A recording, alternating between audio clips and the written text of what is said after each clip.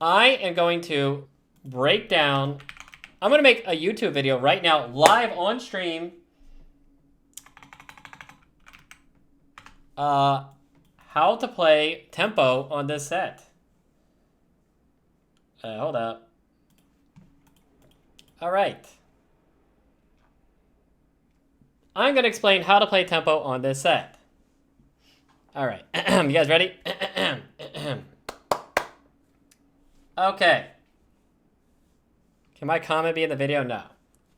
All right, so I'm going to explain how to play tempo. Basically, on this set, there are like some reroll builds that are okay, but generally the way to play the game is by fast nining or by getting +1 on an augment like Blaster or Eldritch or Portal or something like that.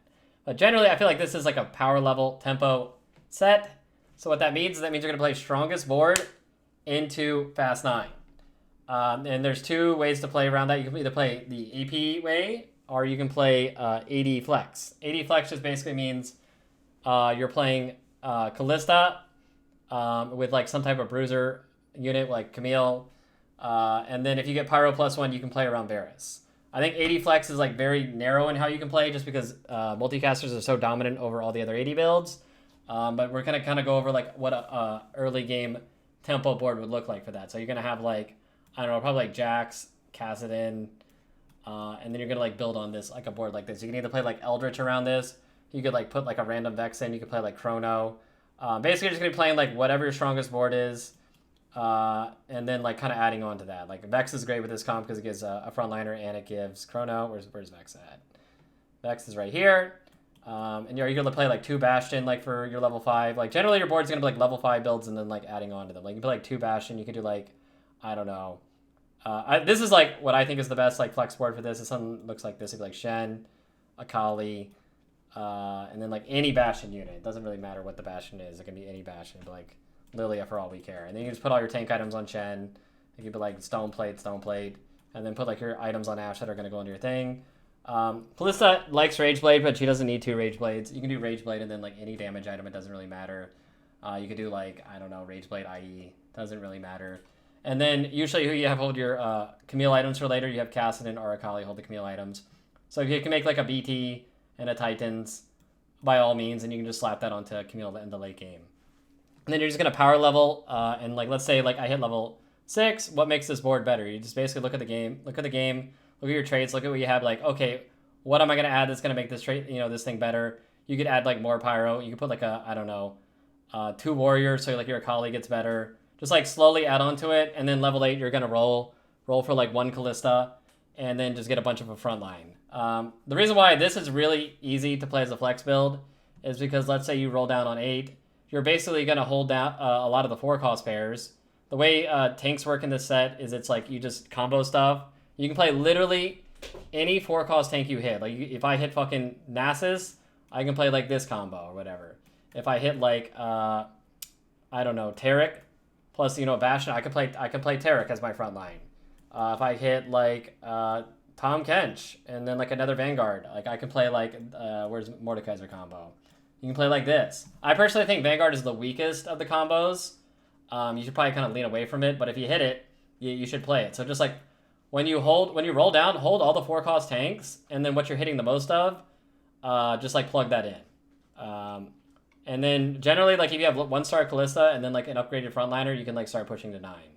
And that's kind of how you play AD flex. And then level 9, the boards are so like it's kind of complex as you can play so many different boards.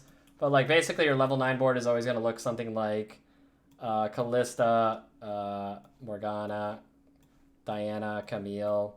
Basically the core of it is Hecarim, Camille, Callista. That's your core. And then everything else is just like plugging units in. Like the Giga Cap is something like this, like where you like literally hit everything. It's gonna look something like this, and you just keep adding more preservers in, or you can add Xerath in, or just like whatever you're hitting. Zillion works really good because it gives Chrono and Preserver.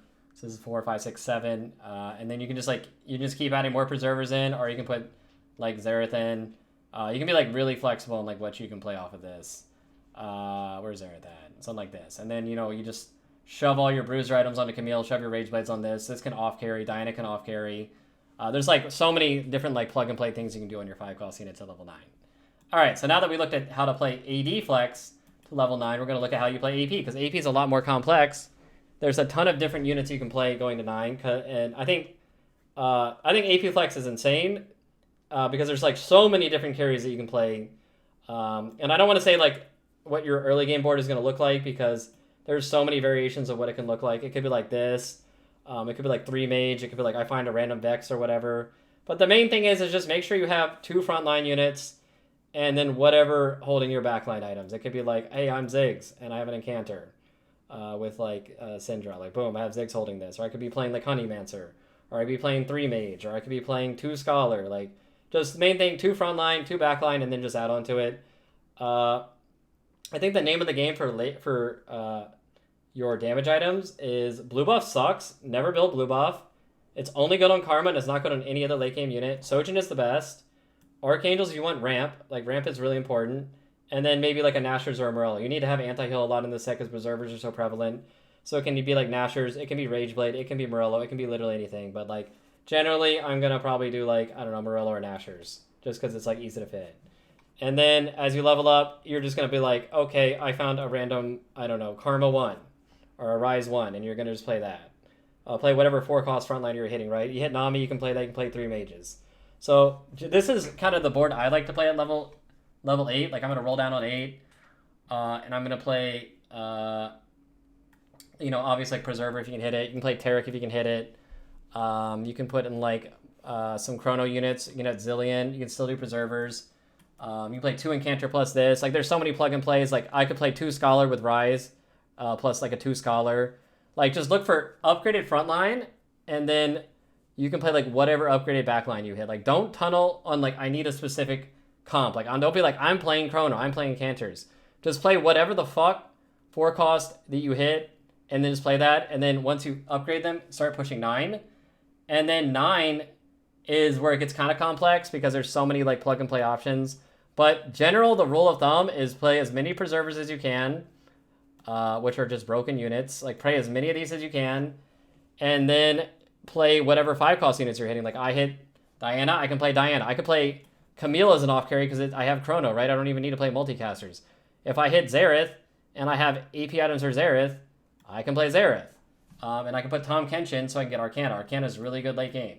Or I can play Heckerman with this, right? There's so many things you can do. Like, just play whatever you're hitting and then just add on to it. Like, don't tunnel on playing something. And then, whatchamacallit? What is the last thing I was going to say? Oh, you can play Nora plus 3 mage through playing, Nami and Vex, right? You can play, like, Nora plus Nami Vex. Like, this is good, too. So, like, just basically play, like, off of what 4 and 5 cost units you're hitting on your roll down, and then just add on to it. And all of these units use generally the same AP items, so don't be too worried about that, and then just make sure you have good tank items on the front. And that's kind of how you play these tempo boards. And then for augments, make sure you take usually 1 econ augment, 1 item augment, something that gives you items, and then 1 combat augment. But you don't have to take combat augments always, because the combat augments are kind of weak in this set. They nerf them a lot. But try to get at least 1 combat augment if you can. And that's how you play this set. That's it. Good luck. GG's.